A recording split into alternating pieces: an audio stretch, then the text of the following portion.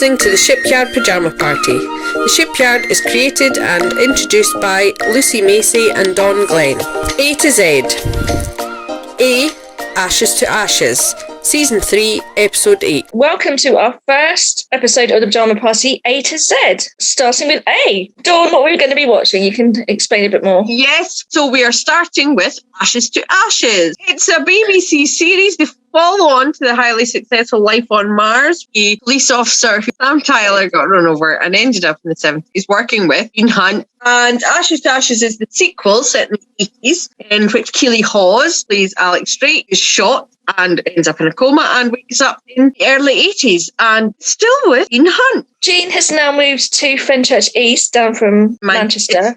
Chris and Ray have followed him down to the Big Smoke. It is a bit of a sort of culture clash programme because it's about, a modern day policewoman trying to fit into the 80s sexism and old ways. But it's also a supernatural series, and it's also a kind of thriller Line of Duty style police series. Also, Lady in the Tramp trope. You've got the upper class female lady. I mean, Alex Drake is that upper class. Jean nicknames her Bolly after the champagne. They are completely opposites, but the tension is off the scale. We should add that we're about to watch the final ever episode. So if you haven't watched it, go away and watch the series first, and then listen to this. Previously on Ashes to Ashes. On farmland, maybe that of a police officer.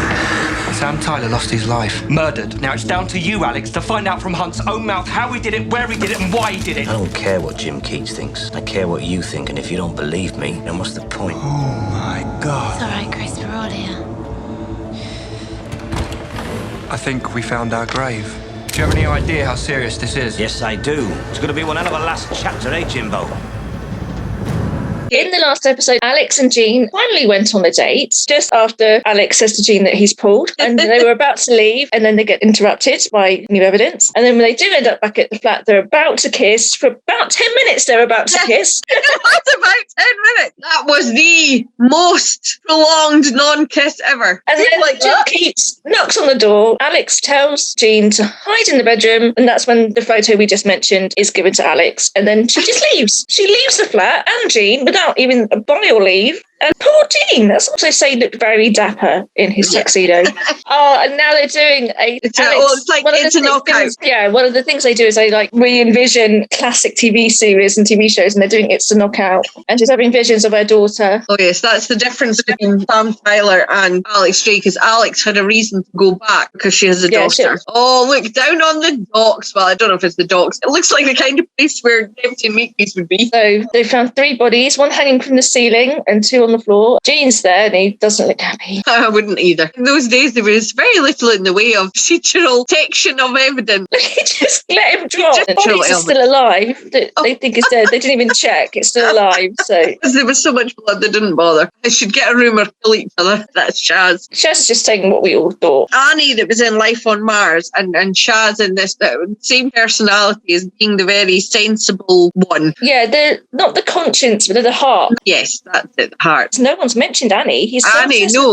with, Annie disappeared as well, but he's so obsessed with Sam. That could have been a huge thing to follow. Where's Annie? Keats is so creepy. He is. Daniel May's awesome. I think he's a fantastic actor, but Keats is he's a character you want to punch in the face. Oh, she just said, "Who are you, Jim?" She knows he's something not right about him. What is he wanting? Why is he so desperate to get one over on Jean? Oh, I can hear the whistle. It's the whistle. That's what sets Chris off.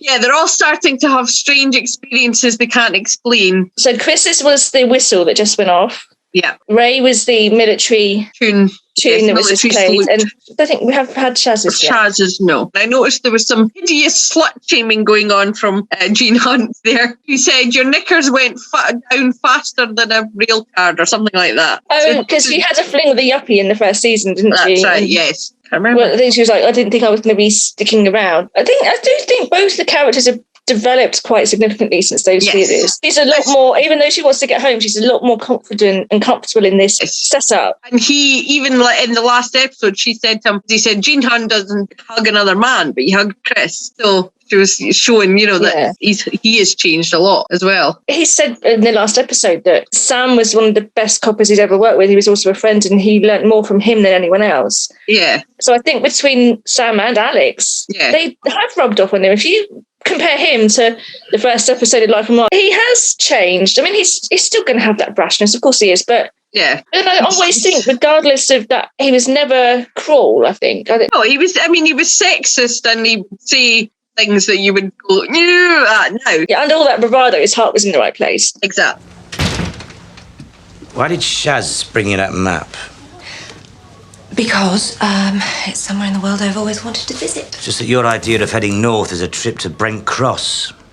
This is about bloody Tyler again. It's nothing. Go. Just go home. What? If a female officer is causing disconsternation amongst her male colleagues, it is the right of the senior officer to transfer her. Disconsternation is not a word. You, a woman, are upsetting a predominantly male environment. No, I'm upsetting you because I didn't sleep with you last night. You are the most immature man I've ever met. You're better not. Yes, you are. Not. Oh, God, give me strength. I don't think I can be in the same room as you anymore, Alex. Why? Because you're so angry you might do something. This is mine, all this. Keats is about to bring it down around me, and you are trying to rip my guts out. Well, I'm not going to let either of you weaken me anymore. I've wanted to believe the best in you for so long.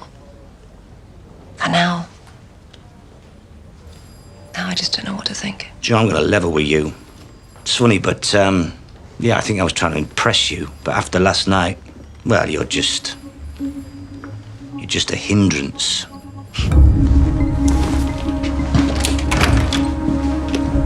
In the first season, the ship was obviously Sam and Annie because Gene was married. So then you come down here, he's divorced. You never, ever hear anything about his past. I think they even pitched this as like a moonlighting SKTs, will they, won't they scenario. Yes. So you can't have that if he's married. So I think they had to have him divorced and removed from that. But it's never really mentioned. Maybe once or twice right at the very beginning. Because there's quite a lot about Alex's ex, isn't there? One of the cases is the little boy. It was actually the father of her daughter. Really disturbing.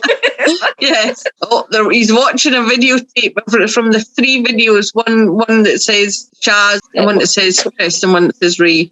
Gene is confronting Pete. Got all he's brought up Sam Tyler. Oh, his report. Oh, and my report on you. We found our grave. And now he's picked up the photo, and then a picture come up on television of the Queen's coronation from 1952. What kind of wonder how this resolves itself, which we'll get to at the end, whether they knew that was the resolution for Sam. Yes. At Life on Mars. So when they went into this, they thought, okay, we know this is where we're going to go. Yeah, I don't know if they did, because I think the ending with Sam and Life on Mars was left very open-ended. Because he jumps off the roof to go back, and then they drive off in the, it was a Cortina, wasn't it, in Life on Mars? Yes. The railway arms, but we don't know exactly where he went, just that he went back to them. Yes, so Alex is now outside the house. Yes, onto a field to what looks like a scarecrow. Yes. That's very eerie lighting. It is, green, isn't it? Tinge to it. Yes. So 6620 is a number which is pinned to the scarecrow that Alex has just walked up to, and that's a number that Alex is having visions of, and she's seeing it everywhere since the end of season 2. And it looks like a police badge number. It does. And here comes Jean. Yes. Oh, she's found the badge, the number 6620. Oh, the scarecrow does look like her vision. There's something ruggedly handsome about Philip Glenister. He's very good at that stoic stare, giving nothing away on his face. So in the meantime, Shaz, Chris and Ray are trying to investigate the murder of an air stewardess. She was found in her room that's linked to the 3 bodies from the beginning, linked to Vicky P, whoever Vicky P is. And Ray's just seen the videotape with their names on them. So Jean's put a gun on Alex, tell her to stop digging up the grave. Yes, and she won't. Oh, and there is in fact a skull with half the head blown off like her vision. Oh no, she's lost Alex all her thinks trust. It's Sam. And now she's lost all her faith and belief in Jean. Oh, now she's found the coat. Hang on, yes. An ID. Aha, and she's going to open it, and silence from us. Well, you probably won't get so much of the silence because we do tend to edit them, but we've been quiet for about 5 minutes. Yes. We will edit them out for your benefit. Because a podcast of 5 minutes of dead air doesn't really amount for good listening. Oh, Gene's walking. Well, he's put his gun away. Inside the creepy old house now. Yes. Which is decorated with Union flags. But it's also covered in cobwebs. He has been here for some time. All the windows are boarded up. And Constable Gene Hunt. Gene Hunt, yes. That's who the ID belonged to. Constable Gene Hunt. And so the photo in the ID matches the vision of the dead constable that Alex has been seeing throughout the series. Yes, yes. His first week on the beat. We had Morrison to guide him. That was until somebody gave the old fella a nip of whiskey, and before you know it, he's okey-cokeying with the locals. Young Bob is suddenly on his own.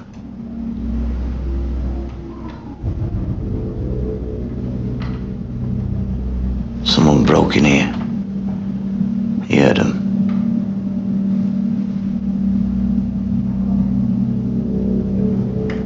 Thought they were kids. So he kicks the door open, you know, like John Wayne or Jimmy Stewart. Bam, and he goes. You see, in here he's not some snotty kid in a uniform. Oh no, he's Gary Cooper in High Noon. He's the law.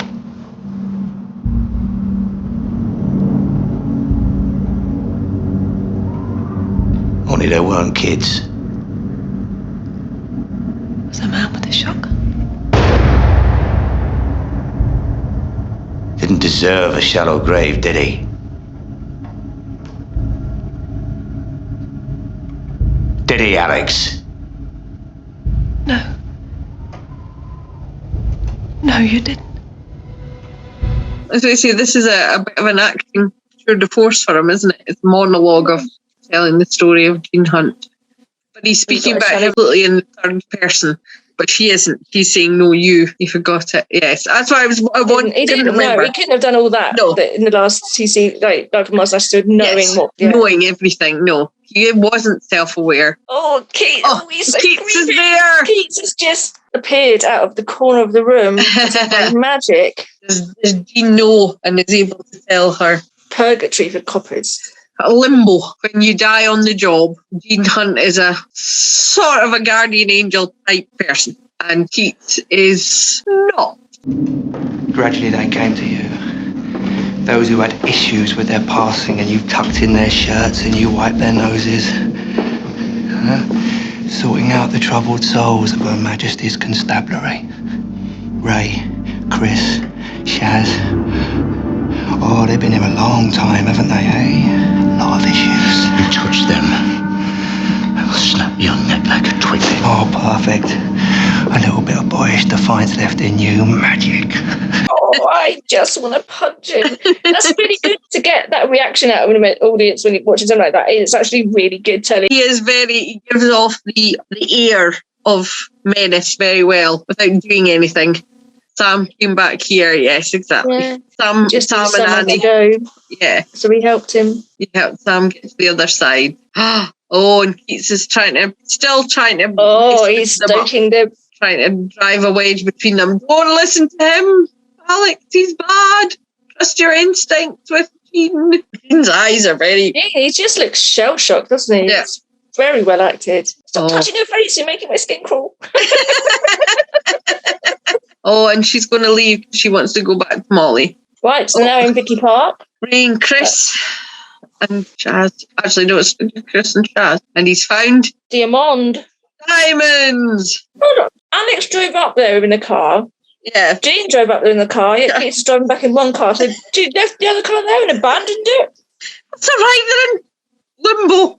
The laws of physics don't apply. Even though, why would they be? You don't need to drive. He just magically appeared in Lancashire and they're driving home. Yeah, like she's woken up in 1981 and you're worried about continuity. Let's not poke at this reality too much. This Shaz is going to undercover as a purity. Ray's staring at his video. Oh, and the military march is playing again. Just a vision of Ray on the video in a pub. In his flat, sorry. Flat, yes, drinking, watching a military And I think parade, it's like the Trooping of the Colour or something like that, Yeah. kind of with a military parade. throwing his police ID into the bin, and he's obviously going to tie his tie around his neck. That's very sad. I think that's I think that's a military tie. Tie, yes. I'm sorry, Dad. So he's remembered his past completely. And But Ray, the we other just two haven't. saw that Ray committed suicide. Yeah. That's why he was touching his neck when he started to. So the video for each of them is how they died. Ray has told Chris that he needs to watch his, so now Chris is gone. And shots on TV. Oh, it's a shootout. Oh, as you're told. Oh, the whistle. Oh, shot to death. He didn't do as he was told. Oh, now Shaz's. What's Shaz's? I don't remember Shaz. I don't remember how she died. Oh, So Chris is trying to stop Shaz seeing it to protect her, but she's yes, grabbed it anyway. And because they were a couple too. They were another. Oh, there she is. she looks a bit like Alice Beasley. She does a bit. You're right. A car thief and got stabbed in the stomach with a screwdriver, and now she knows the truth as well. So Oasis. So she must have been the 90s. in the 90s. Yeah. So they're all from different times. So she thinks all her recent depression and like uncertainty about her life was because of the job and working, and because she was attacked in an earlier season. And it turns out that they all even had my life. She's screaming. Yeah. It's really sad. They are all dead, and now they know it. Keats is back at Fenchurch East with Drake and Hunt. Drake and Hunt. Sounds like a pub.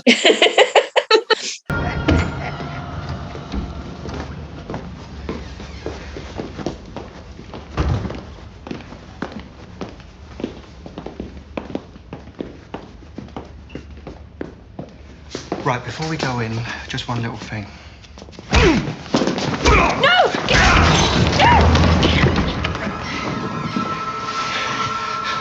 All up to speed on health and safety? Good. So now you know you've all been denied the truth by him, a skinny little kid. Look at him. Look at your gov.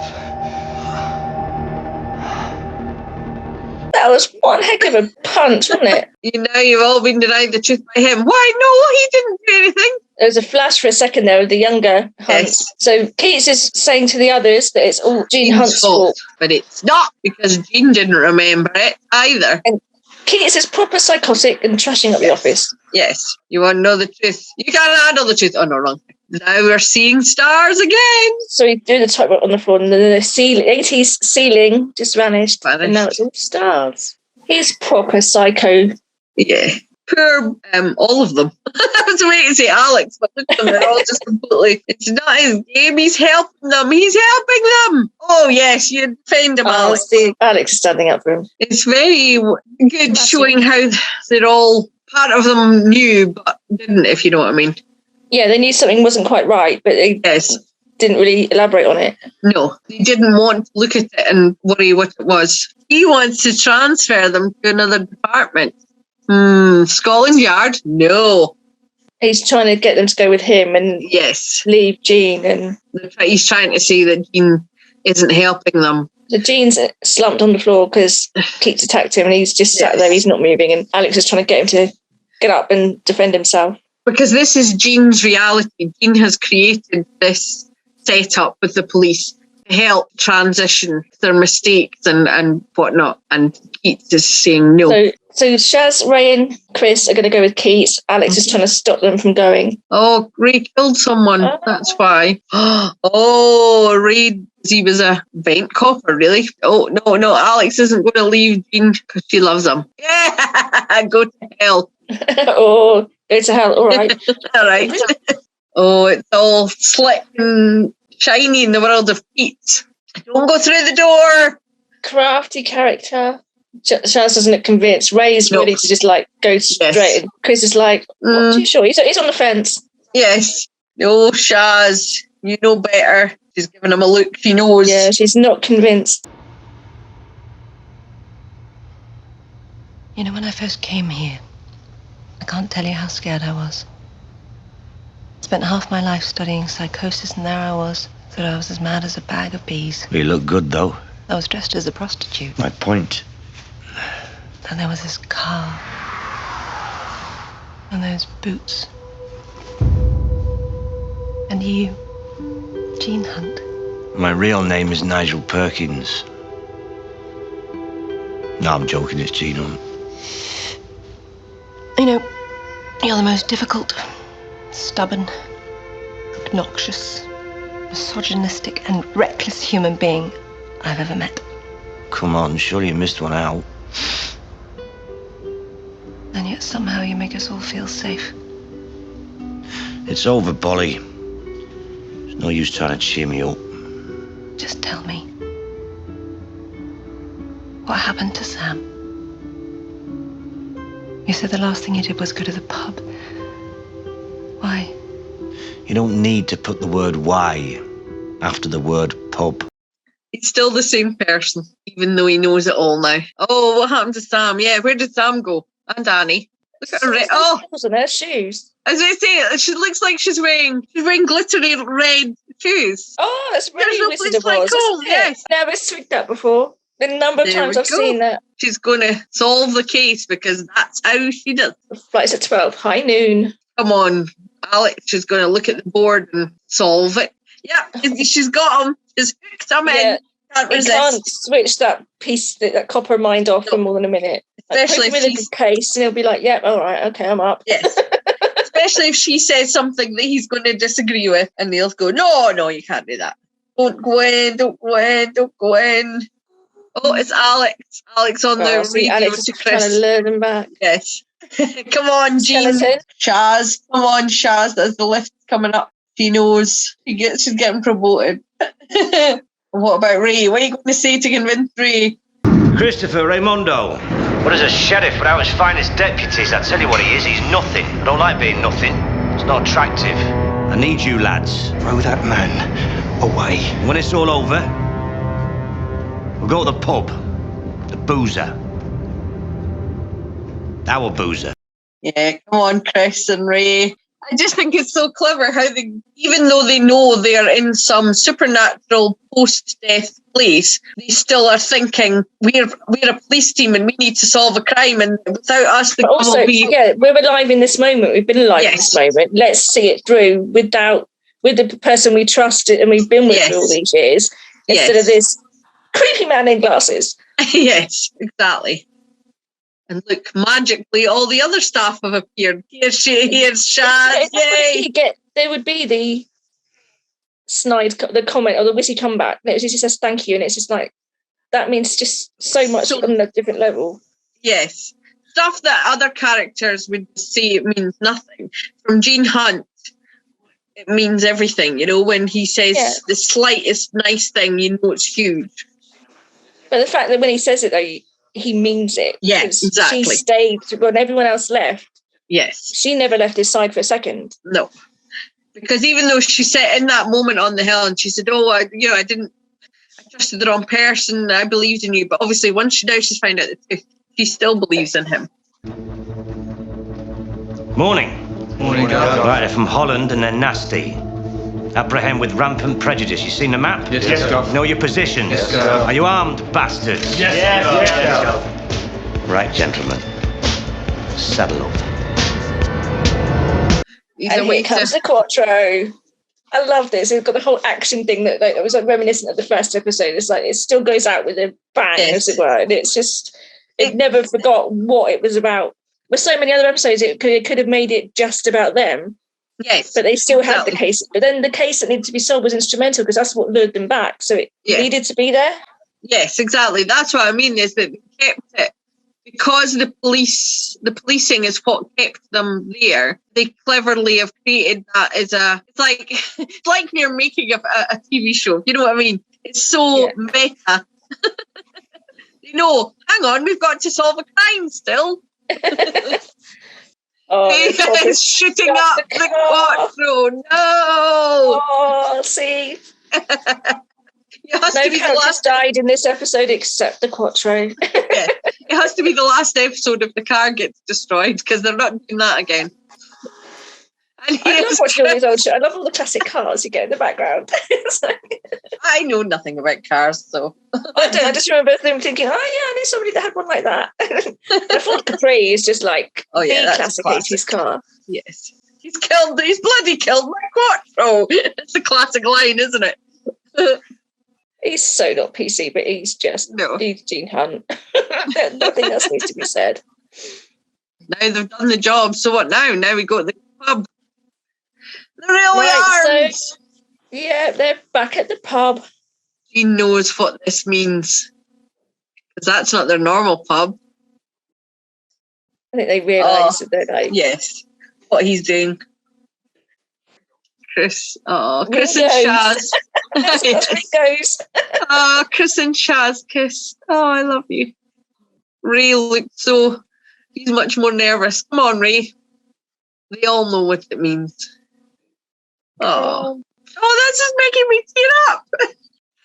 I'm very tired. This is the first one I've cried at. Oh, do you need to pause? Okay, carry on. It's when people are really nice to each other. Oh. Come on, Ray. It's not a threesome, not of that kind. Oh. You've got friends for life. Well, Seth. Now it's Alex's turn. Oh. What are you having? So that was the voice that... Yeah, that was the voice Chris heard, yeah. Oh, and she knows Jean's not coming because he's got work to do. See, that even proves how big a heart he's got. He's just like, I can't go. I'm not done. No. It's over for her. You're she not hasn't going realised, home. But he's realised. Yes. You're not going home. Oh, and here comes Keats again. Oh, he's a nasty. Using her daughter's scarf. Jean's like, no. He'll protect her. He's getting in the way of her. Like, enough now, you leave her alone. Oh. Alex has just realised that she died from her gunshot wound. She thought she was going to make it back home. And she's never going back to see her daughter. So now she's asking Jean to stay with him. And he can't. My baby. I know. Wear the world, Alex. She'll be fine. All right.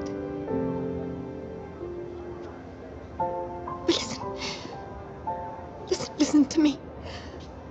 I can stay here with you. You can't do this. You can't do this on your own. You need me, Jean. I can't go in there. Yes, you can. They got a saloon bar. Can't have you put me off my stride, can I? I mean, I'll end up wondering if I'm not completely right all the time. Can't have that.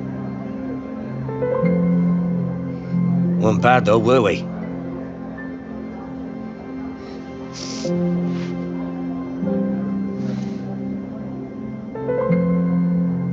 Yeah.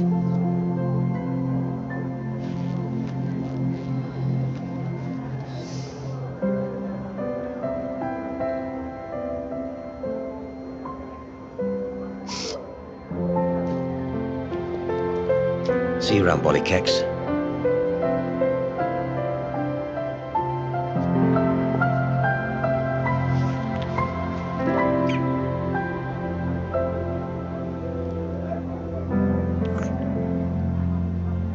Goodbye, Gov. Go.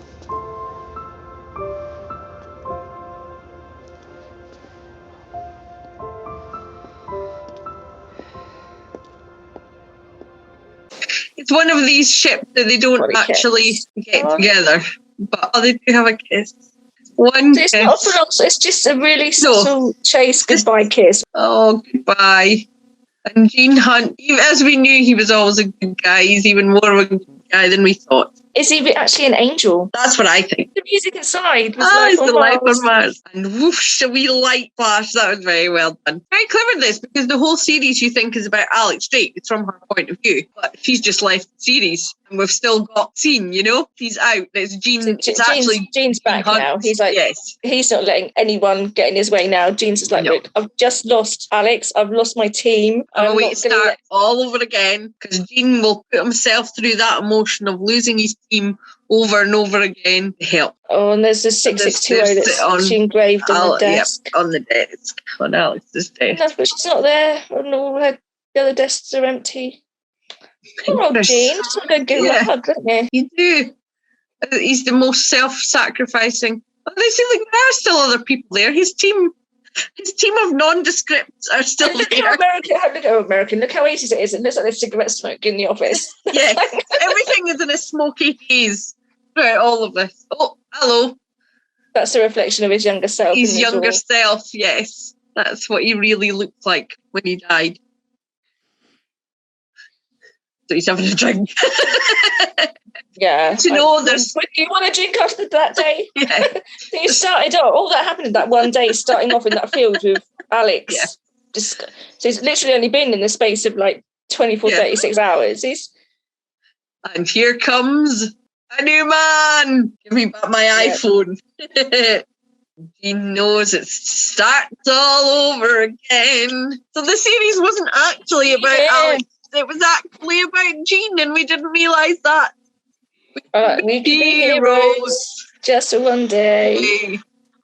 That's classic. I love that they start with the Bowie theme with a really song. And obviously Lazarus is a Bowie song, and it is also in the Bible, man who raised from the dead. Very clever. So we shall see. It sounds good, intriguing already, but will there be a ship in it for us to watch is the question. Yes, so it's one of these ships that it doesn't quite, they don't actually get together. And obviously that's sort of explained in the end why, although there's no reason they couldn't have. But there's a few, I suppose in a way it's a bit like Macey and Makepeace, isn't it? You know they want to. The relationship has come from a place of now really, really need each other and love each other. In that respect, it's like Dempsey and Makepeace, but it's different because there is a resolution. You never got that in Dempsey and Makepeace. No, exactly. But it's the same kind of feel in that they want to, and they've kind of acknowledged to each other that they want to, but they don't because of reasons, you know? Even though they don't get together, there's some real shippy moments throughout. Yes. And it's very satisfying.